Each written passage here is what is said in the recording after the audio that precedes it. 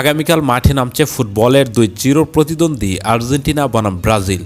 বয়সভিত্তিক ফুটবল হলেও নাম দুটোই যথেষ্ট ফুটবল বিশ্বের উত্তাপ কয়েক গুণ বাড়িয়ে দেওয়ার জন্য।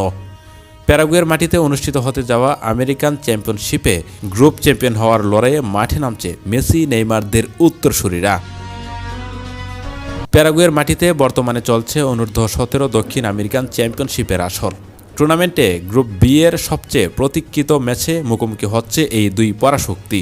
এটি কেবল একটি ম্যাচ নয়, বরং মেসি নেইমার উত্তরসূরিদের গ্রুপ চ্যাম্পিয়ন হওয়ার দৌড়ে এই ম্যাচটি দুই দলের জন্যই অ্যাসিড টেস্ট।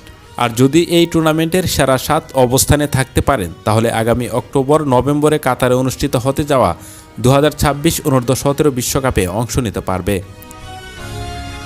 মাঠের লড়াইয়ে নামার আগে দুই দলই রয়েছে দুর্দান্ত ফর্মে। আর্জেন্টিনা তাদের গ্রুপ পর্বের প্রথম ম্যাচে পেরুকে 4-1 গোলের ব্যবধানে এবং দ্বিতীয় ম্যাচে ভেনেজুয়েলার বিপক্ষে 3-2 গোলের এক নাটকীয় জয় তুলে নিয়েছে। এই ম্যাচে জোড়া গোল করে জয়ের নায়ক জোয়ান ক্রুজ পলিসেলা। অন্যদিকে ব্রাজিল তাদের গ্রুপ পর্বের প্রথম ম্যাচে বলিভিয়াকে 5-0 গোলের ব্যবধানে এবং দ্বিতীয় ম্যাচে পেরুকে 4-1 ব্যবধানে উড়িয়ে দিয়ে নিজেদের শক্তির জানান দিয়েছে।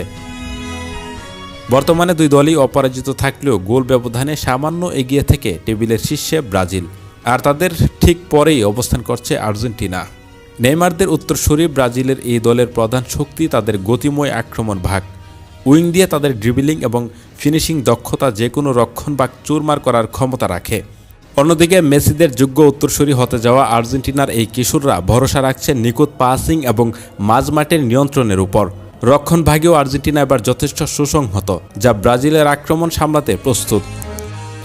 ঐতিহ্যের এই লড়াই শুরু হতে আর খুব বেশি সময় বাকি নেই। বাংলাদেশ সময় আগামী 11 এপ্রিল শনিবার ভোর 5টায় প্যারাগুয়ের এস্তাদিও আমোলিয়ানো স্টেডিয়ামে শুরু হবে এই ধ্রুপদী লড়াই। ভোরের আলো ফুটতেই ফুটবল বিশ্বের নজর থাকবে এই কিশোর ফুটবলারদের পায়ের জাদুর উপর। ফুটবলের চিরায়ত শত্রুতা আর শ্রেষ্ঠত্বের লড়াইয়ে শেষ হাসি কে হাসবে, আর্জেন্টিনা নাকি ব্রাজিল? দেখা যাবে আগামী 11 এপ্রিল ভোর 5টায়।